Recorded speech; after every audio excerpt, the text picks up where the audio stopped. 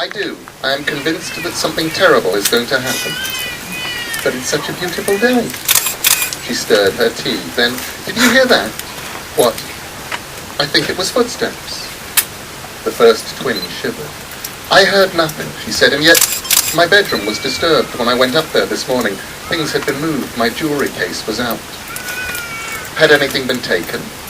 Not a thing, and I saw a shadow in the garden. Did I tell you that? What was it the shadow of? It was just a shadow.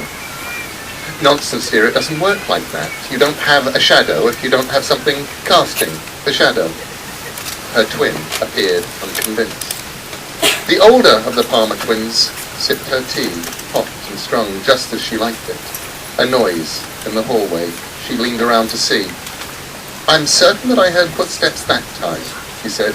Do not tell me you did not hear them. She waited for her twin to respond, to say anything, absolutely anything, anything at all.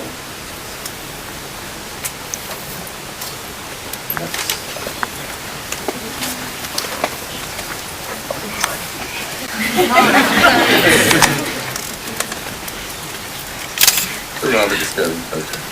The one in the back has been asphyxiated by a plastic bag.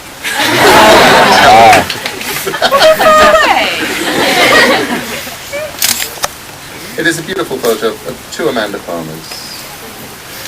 One of them is leaning around, and one of them has a plastic bag over her face and doesn't look happy at all.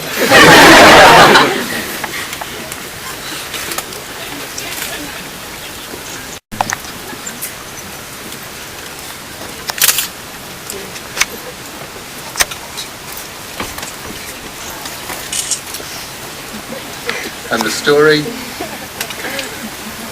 is called The Sword. Amanda Palmer materialized in the alley in a crackle of blue sparks and the sharp scent of ozone like all Terminators.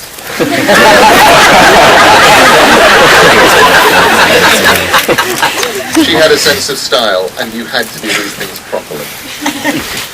She saw Amanda Palmer where she expected to see her, outside the nightclub service entrance.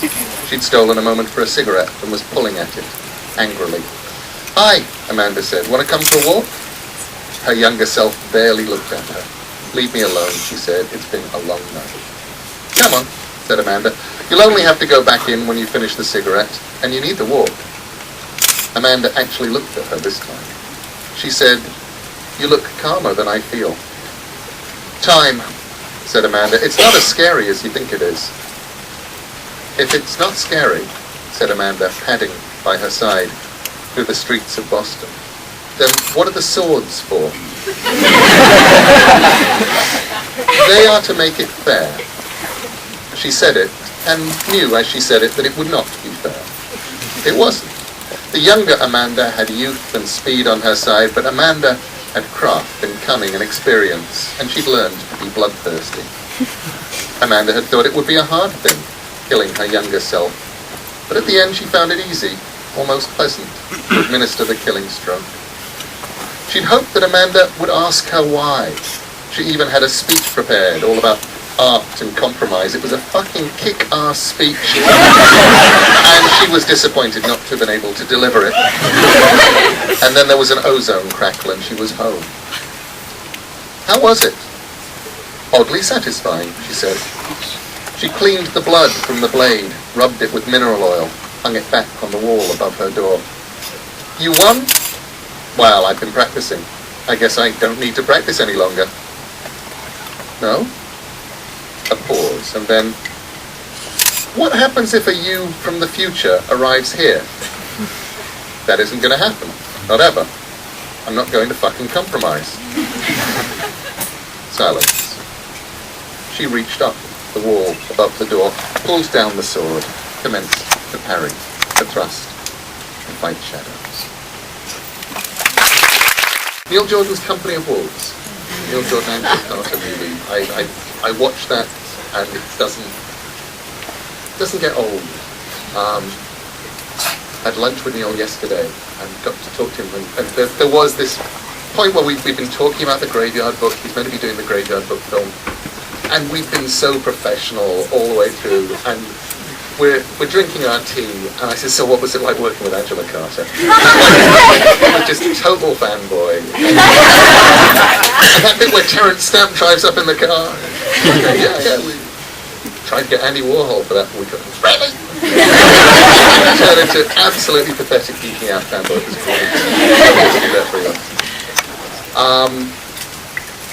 Let's see, Jan Schwenkmeyer's film Alice. Absolutely adore that film. And, that was, and I think it's really peculiar and fitting that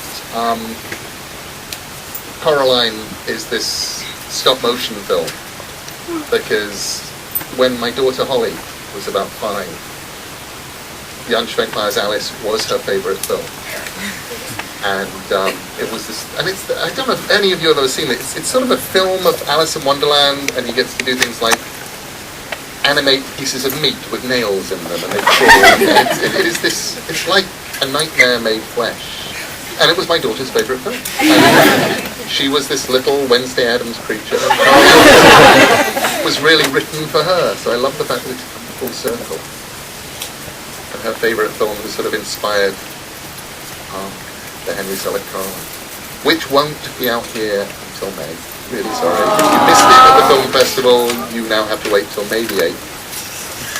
But at least you have it better than the Australians, because I believe the film over here is actually going to be called Coraline, and the Australian distributors are really worried about the intelligence of Australians, so they're calling it Coraline and a Secret Door over there.